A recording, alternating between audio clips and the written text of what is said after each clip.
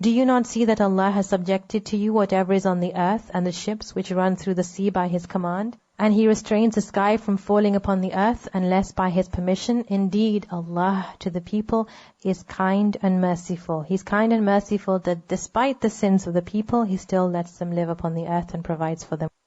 وَهُوَ الَّذِي أَحْيَاكُمْ ثُمَّ يُمِيتُكُمْ ثُمَّ يُحْيِيكُمْ إِنَّ الْإِنسَانَ لَكَفُورٌ. And He is the one who gave you life. Then He causes you to die, and then will again give you life. Indeed, mankind is ungrateful. Why is ingratitude mentioned here? That He is the one who gave you the chance to live. If He did not give you life, you would not even exist. So after being given the huge blessing of actually existing, of living, yet people deny the very one who gave them this. For every religion we have appointed rites which they perform. So, O Muhammad sallallahu alaihi wasallam, let them not contend with you over the matter, but invite them to your Lord.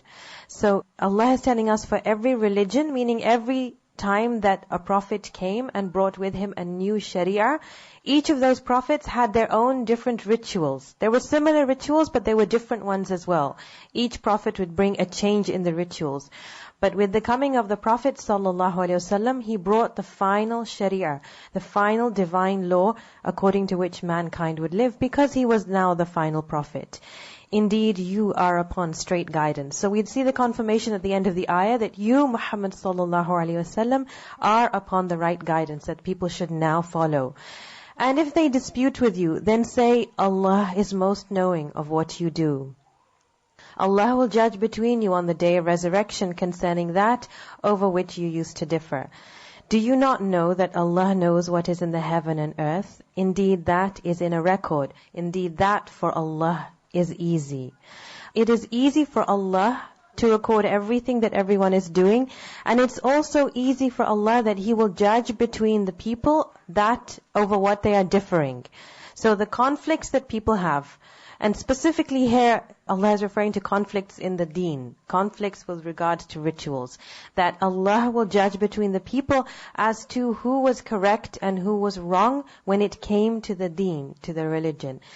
And they worship besides Allah that for which He has not sent down authority, and that of which they have no knowledge. And there will not be for the wrongdoers any helper.